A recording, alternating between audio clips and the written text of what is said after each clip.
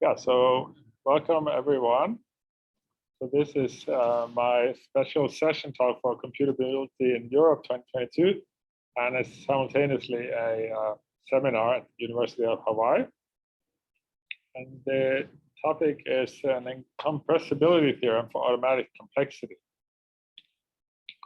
So automatic complexity is a certain definition of the complexity. The complexity of a word, like for example, like this, a pattern like this, 0, 1, 1, 0, 1, 0, 0, 1. And now there are many definitions you could make for like, what's the complexity? How complex is that word? And there isn't necessarily one that's the best definition.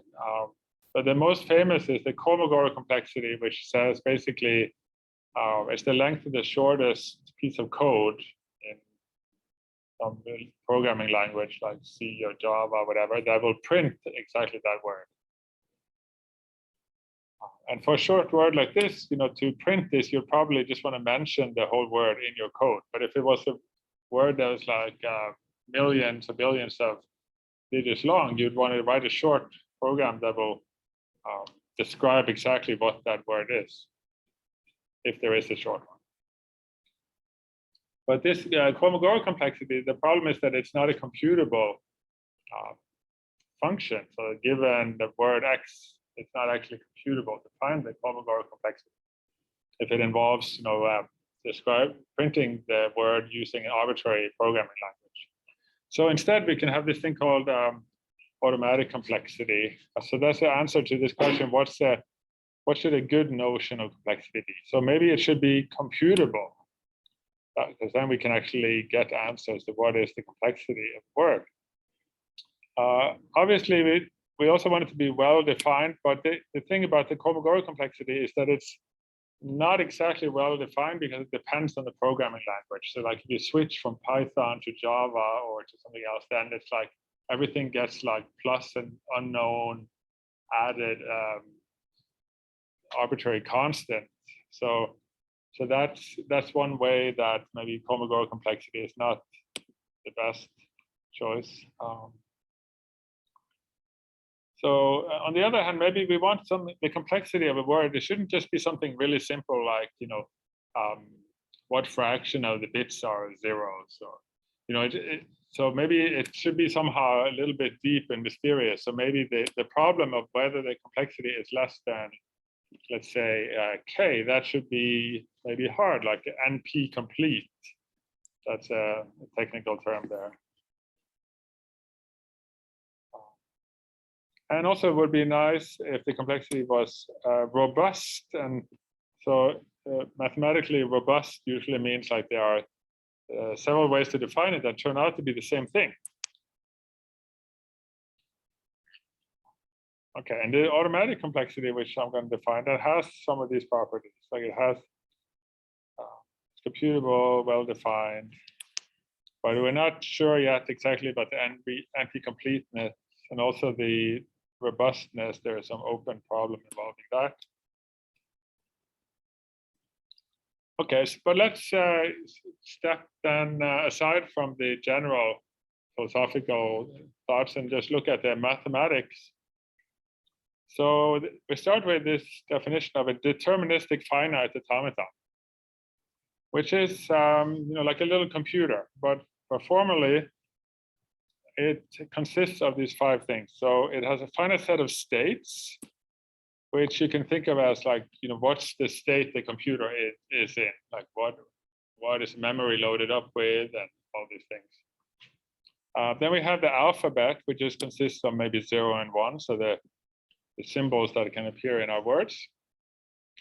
Then we have the transition function, and this takes a state and a symbol and goes to another state. So as we're reading the symbols one by one, we are moving around in the states of the computer.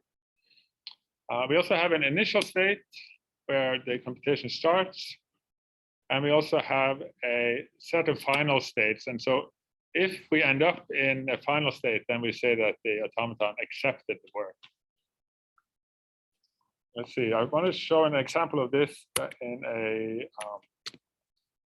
proof assistant, although it's not directly related to my paper about the incompressibility theorem. So a proof assistant will let you formalize your proof theorems and make sure that they are correct. So here's just a little glimpse at how this can be done. So, for example, we can define the input alphabet here in this way. So we just say, you know, define alpha, the input alphabet, to be those numbers L, so L of type natural number, such that this a little bit unusual such that symbol is like a subtype for, within type theory. And then L is less than 2, so therefore it has to be 0 or 1. But the way that this works in the type theory that's being used by the proof assistant is that to actually have a number less than 2, you have to have the number, and you also have to have a proof that the number is less than 2, which maybe seems a little bit silly, but makes more sense once you get to you know, all the numbers less than arbitrary number n. Okay, and then the set of states, if you want to have a 2-state automaton, then they could also be just a set of 0 and 1.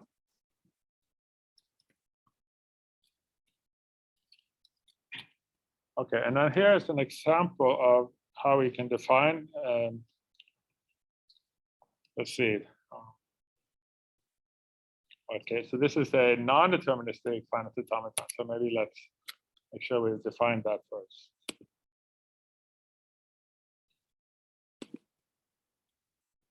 Yeah, so for non-deterministic, it's almost the same thing, except that now when you're reading, when you're in a certain state and reading a certain symbol, you have a whole set of states you can go to. So it maps into the power set of the set of states. Okay, and so the example, I'm just going to define a non-deterministic finite automaton with 2 states, and all it does is that as it reads 0 and 1, it alternates between the 2 states. And so this is what the code looks like. So we define, I'm going to just give it a name like mini NFA. The type is that it's an NFA over this alphabet and this set of states. And then we define it by saying NFA make, so we make an NFA. And then we need to say what is this transition function. And that's what this part does here. So that just says, you know, if I'm in this state, then, and if the input symbol is this, then go to this, a certain state. And otherwise, yeah, so for non-deterministic, it might also happen that if the input symbol is not what you want, then you actually have nowhere to go. So then the empty set is the set of possible states. Okay, and then specify the set of start states and the set of accept states. Okay, and then you can start to prove things starting with a very basic. So for example, prove that if you start in state Q0 or 0 and you read a 0, then the only set you can go to is the state 1.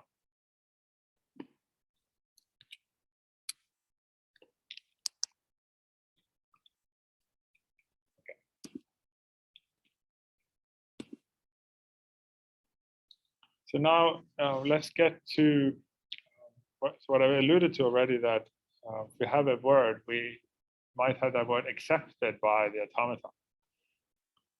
Okay, so the set of words that's accepted, the language recognized by the automaton, is defined as follows. And this is by kind of recursion. So the epsilon is an empty word. And then we define this extension of the transition function so that it takes words, so elements of this sigma star, and not just individual symbols. And it's defined like this. So if the input is the empty word, then we don't go anywhere. And if the input is a word X followed by symbol A, then then we're saying, okay, let's sort of by recursion, let's first see where we got when we read the word X, and then let's follow the transition function to see where we go and also read another symbol A. And so if in the end we end up in one of the final states, then the word is accepted.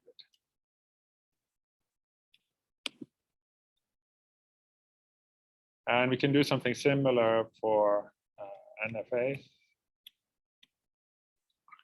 Okay, and so now we get to the definition of the automatic complexity. So the complexity, I mean, this could be defined in other ways, but here is how Charlotte and Wang defined it in 2001.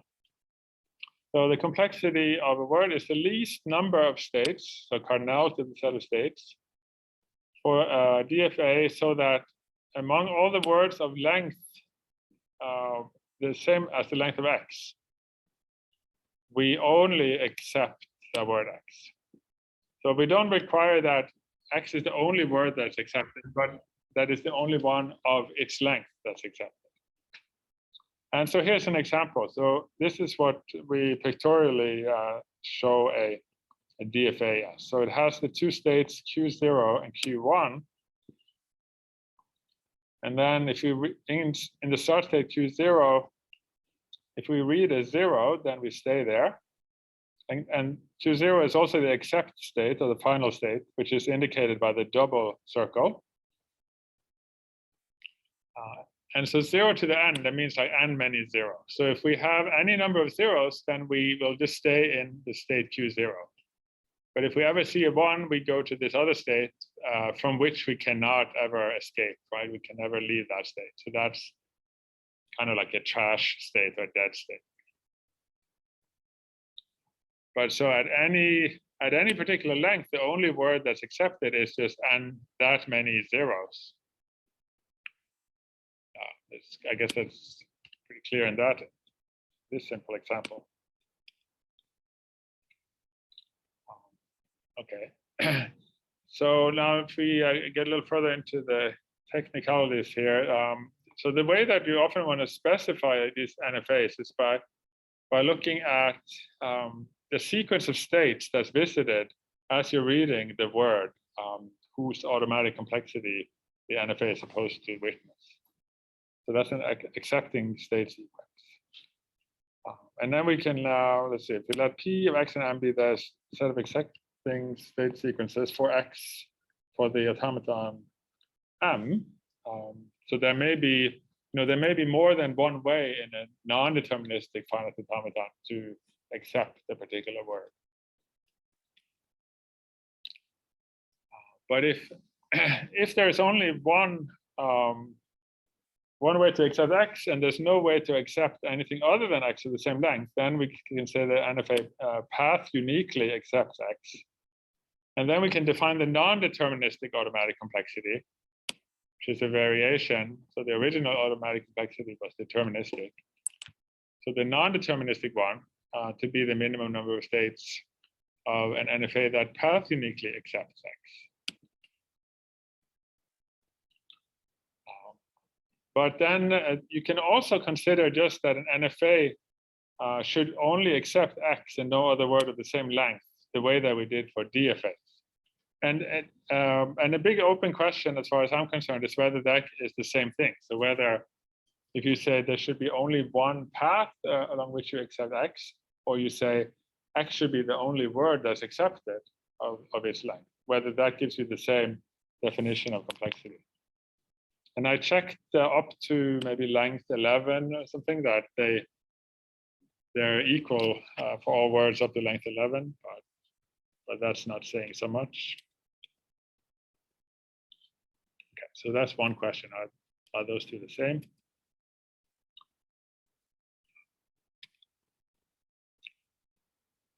Okay.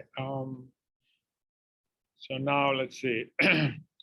There's this question of comparing different notions of automatic complexity, and so ways that they can be different. Like in this previous question here, we're just asking, are they the same function?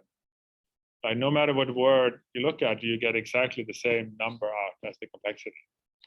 But you can also ask, if two complexity notions are different, do they differ in a more drastic way? Like just one, do they, for example, disagree about which is the more complex given two words, X and Y? It could be that in one sense, X is more complex, and in another sense, Y is more complex.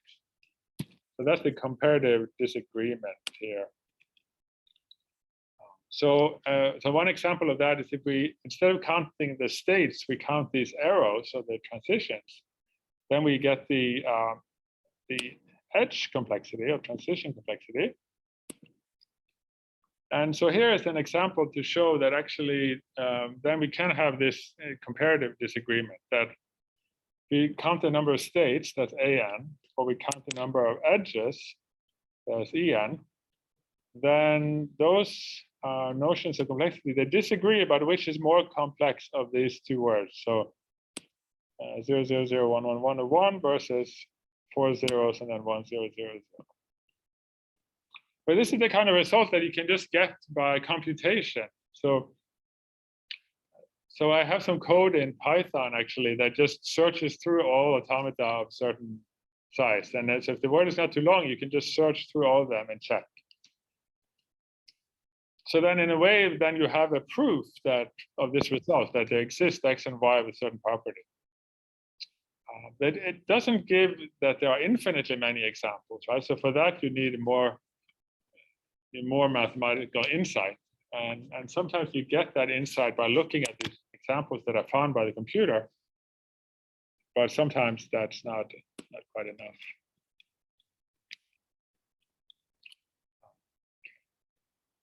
So a little bit of history of this topic. So it was introduced in 2001 by Charlotte and Wang. Then I happened to kind of define the same thing to my students in a class in 2009. And then I wrote a bunch of papers about it in the 2010s. And recently there was a paper by Jordan and Moser. Okay. So what are some of the things that are studied in these papers about automatic complexity?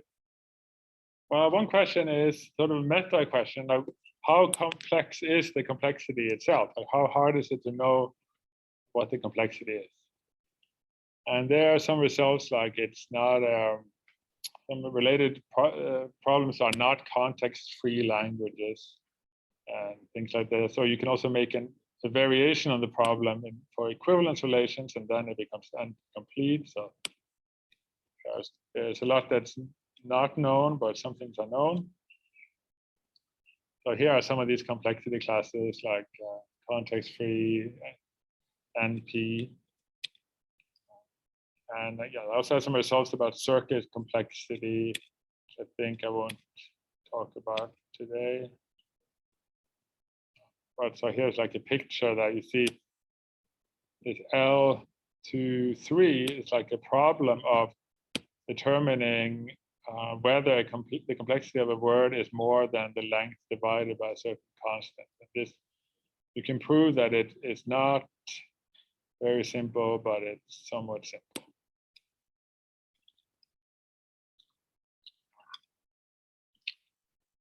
Okay, so the automatic complexity rate of a word you can define to be just the complexity divided by the length. Okay, so in terms of that, we have some results like, so Charlotte and Wang showed that this, for most words, this is at most 3/4 plus an epsilon. I generalized that to larger alphabets, which is not so interesting. Then we can also look at upper bounds, not for most words, but for all words. And then Charlotte and Wang had a kind of logarithmic result, like the complexity is no more than the length minus log of the length, basically. And I improved that to the length minus the square root of the word, but there's a lot not yet known there. There's kind of a fundamental result by my master's student Kaylee Hyde from 2013. So she showed that this non-deterministic complexity is always bounded by the length over 2 plus 1. And that's fundamental because it turns out to be a sharp upper bound in many cases. And so here's her proof. She just said, look at this NFA here. So if X consists of the symbols X1 through Xn, then if you analyze this in terms of sort of parity, odd and even, then you see that if the length is odd, then the only way to get from Q1 and back to Q1 in an odd number of moves is that you go all the way out to the end, you use that self loop once, and then go all the way back again. So that's basically the proof. And there are some shifted versions of this that are sometimes useful, like if the length isn't odd but even, you can just add one more state like this. Okay, so with that upper bound, you get the notion of deficiency. So we say that the complexity deficiency is like how far from maximum is the complexity. So for a really complicated word, the deficiency would be 0. And there we can actually observe that certain words called square free words have deficiency 0, and there are infinitely many of those. So square free words are words that don't have they don't contain a word followed by the same word.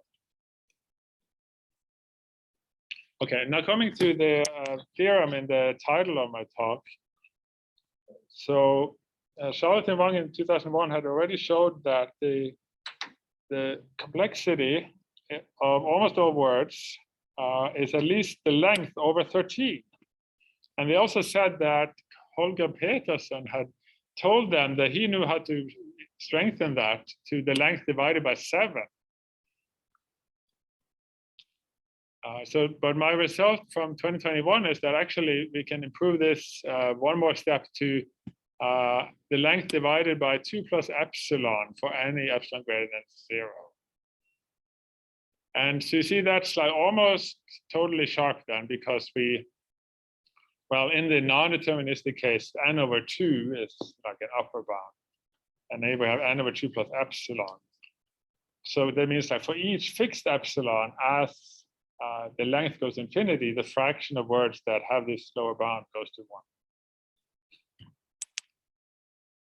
Okay, and so how did this proof go? So it involves some analysis of these automata that actually are used to witness the automatic complexity. So they look something like this. So they are, in the sense that they are trees of cycles. So if you look here,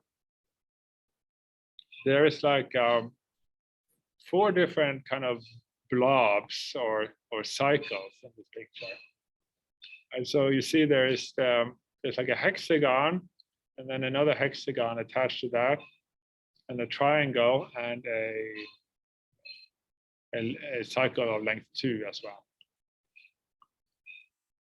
And so it turns out that you can prove that these automata will always be of this form. There will be these cycles, but they will connect to each other in a tree form, like the graph. The graph of these cycles will form a tree. And there are even, so we can mention for the mathematical logicians that they even added in the Kleene-Brouwer ordering these cycles as you're following the processing of the word. So for example, here, if you look at this word, so the automaton that's on the screen is the witnessing the automatic complexity of this word. So 5 zeros followed by 1, followed by another 5 zeros, and then 6 ones, and then 0, 1, 0, 0, 0. So if we try to kind of follow along here, we go to start, then we read 5 zeros. Then we're going to be in Q5. Then we read a 1. Then we read 5 zeros, which means we go around this triangle twice, I guess. And so at that point, if you look at only the part of the automaton that's been traced out at that point, it just has this triangle, and the rest is just a long line, a long curve. But then we continue and we come down to Q8 and Q9, Q4, and then back to Q5. And at that point, we have added like a parent cycle for the triangle cycle in the trio cycle. And also this cycle of length 2. We have added that as a child cycle to this cycle of length 6. And then after we then go to Q5 again, then we make this final edge from Q5 to Q0. And so now we have a new parent for a parent hexagon for that hexagon. And then finally, we keep going for 3 more steps, and then we halt in Q3. Okay, so by analyzing this together with some analysis of the just sort of probabilistic analysis of the occurrences of words in of subwords in random words, then I was able to get the main theorem. Yeah, so thank you all very much. I think we had time for, let's see, we had time for a couple of recorded questions from the Zoom or in-person audience, but if not, we can also do some unrecorded questions after I stop the recording.